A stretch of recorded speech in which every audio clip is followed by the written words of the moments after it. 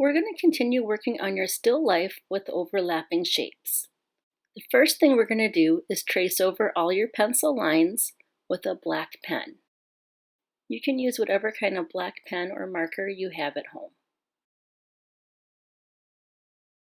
Carefully trace around the shape of each of the fruits, the basket, the texture of the basket, and the horizon line.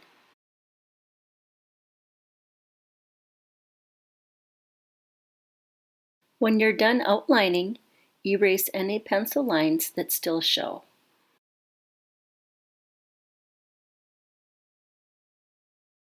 Now we're ready to add color. I'm going to start with the orange, and we want to make sure we're putting in color value. So I'm going to make sure I'm going dark around the outside edge, and I'm going to color lighter in the middle. So as I start, I'm going to use a lot of pressure on the crayon to make sure it's a dark, bold orange around the outside edge. Here's where I have my darkest value, and now I'm going to color kind of a medium dark and then lighter as I go towards the middle. So I'm releasing the pressure on my crayon as I color towards the middle.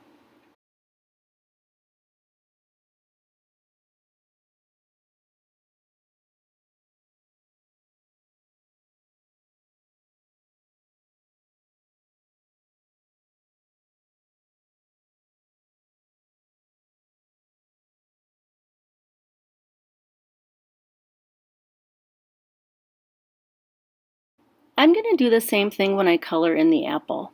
I'm going to make sure that it's dark, bold value on the outside edge, so I'm pressing really hard with the crayon. Apples have a smooth, shiny skin, so I'm going to put in a highlight on the upper right-hand corner here, and I'm going to make a rectangle with two curved edges to help show that the apple is round. I'm just very lightly sketching that in with my crayon, and then I'm going to use a white crayon to color in that shape. The white crayon will help keep that area light, and then I'll use my red crayon again to do my color value, where I'm going darker on the edges and then lighter in the middle. And I'm going to keep it really light around that shiny highlight. I'm going to color the pear in the same way.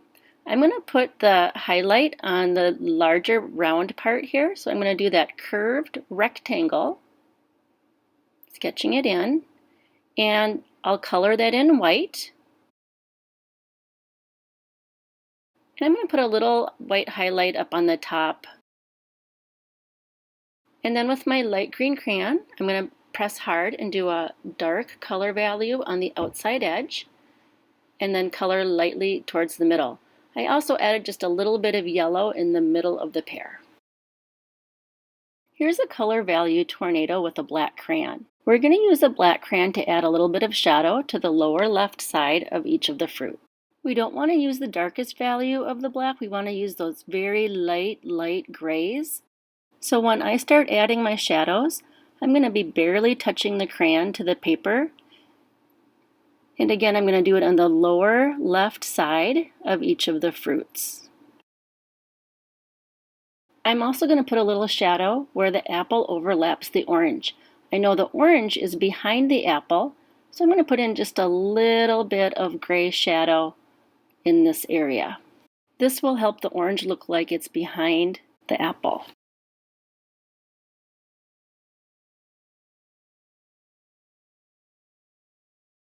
I carefully put in a shadow behind each of the fruits on the lower left side.